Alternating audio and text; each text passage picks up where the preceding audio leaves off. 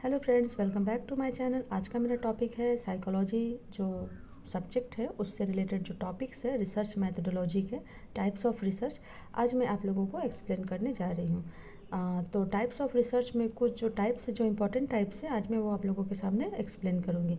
तो सबसे पहला जो हमारा जो टाइप है वो है शुद्ध और व्यवहारिक शोध, यानी कि pure research and applied research, जो कि शोध के स्वरूप और उद्देश्य को ध्यान में रखते हुए जो बिहेवियरल साइंटिस्ट हैं उन्होंने शोध को निम्नलिखित दो प्रकारों में विभाजित किया है।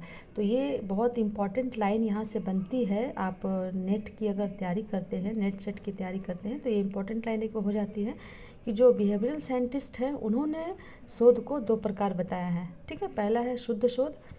तो शुद्ध शोध के बारे में हम लोग पहले जानकारी देते हैं कि प्योर रिसर्च क्या है। तो शुद्ध शोध को मौलिक शोध भी कहते हैं, तात्विक शोध भी कहते हैं और सैद्धांतिक शोध भी कहते हैं। आप देखिए, आप इसे तोड़ तोड़ के अगर पढ़ेंगे ना, अपनी ऐसे मैं कोशिश करती हूँ कि मैं इसे आपकी लैंग्वेज में समझाऊँ या मैं अपनी लैंग्वेज में आपको बताऊँ ताकि आप समझ पाओ। लेकिन इसको अगर आप तोड़ तोड़ के पढ़ोगे या लिखोगे, नोट्स बनाओगे, तो काफ़ी हेल्पफुल रहेगी। ठीक है, तो इसको कौन कौन से रिसर्च कहते हैं? शुद्ध शोध को मौलिक शोध कहते हैं, तात्विक शोध कहते हैं और सैद्धांतिक शोध भी कहते हैं। तो शोध का जो मौलिक उद्देश्य है, यानी कि मेन जो इसका उद्देश्य है वो है कि किसी प्राकृतिक घटना के संबंध में कोई सिद्धांत या नियम को स्थापित करना होता है, चाहे वो व्यक्ति हो या समाज के लिए व्यवहारिक रूप से लाभप्रद हो या नहीं हो। यानी कि जो शोध है, शुद्ध शोध है, उसमें हम लोगों को किसी भी समाज के लिए जो भी वो, मतलब हम लोग इसको सीधे सीधे कह सकते हैं कि इसमें इसका उद्देश्य प्राकृतिक घटनाओं के संबंध में कोई सिद्धांत और नियम को बताना होता है, चाहे वो व्यक्ति या समाज के लिए लाभप्रद हो या नहीं भी हो। तो यह शोध व्यवहारिक पक्ष, मतलब कि इसमें जो है सो बिहेवियरल पक्ष इसका न्यूट्रल रहता है। ठीक है, तो अगर आप चाहो तो इसमें अलग अलग जो साइकोलॉजिस्ट हैं उनके अकॉर्डिंग जो उन्होंने डेफिनेशन दिए हैं मैं आपको यहाँ पे एक्सप्लेन कर देती हूँ।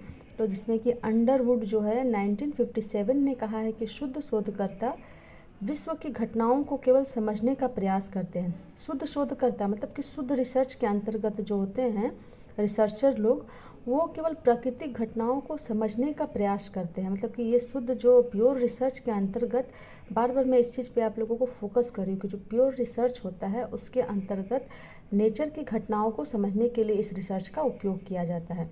उसी तरीके से जो डॉक्टर एस.एम. मोहसिन 1984 के अनुसार शुद्ध शोध का संबंध मुख्य रूप से प्राकृतिक के कार्यकलापों के ज्ञान से है। मतलब कि इनका भी जो है ओपिनियन वो भी इसी के अंतर्गत है कि जो शुद्ध शोध का संबंध है वो प्राकृतिक कार्य के मतलब कार्यकलापों के ज्ञान से है।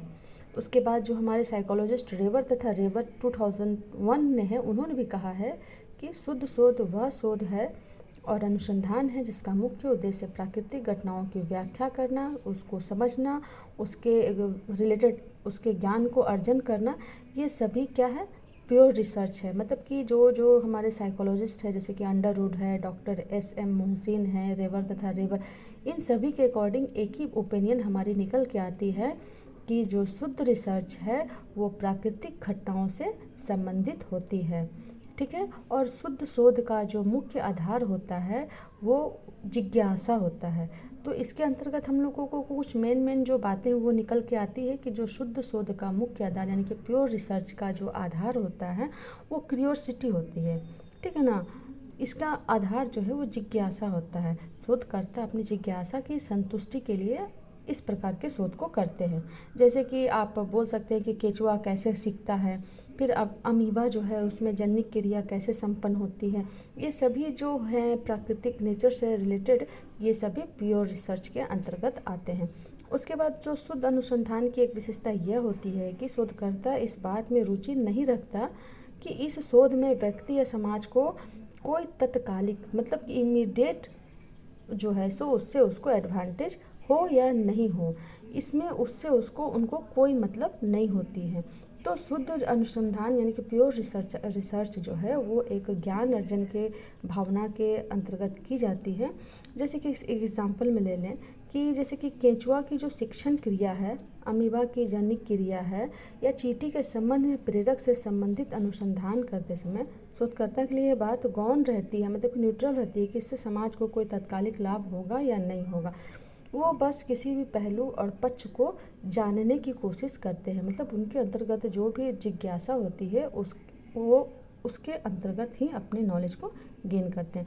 तो ये तो कॉन्सेप्ट आपको बिल्कुल क्लियर हो गया, जो कि शुद्ध शोध यानी कि प्योर रिसर्च, ये हमारा नेचर से रिलेटेड होता है।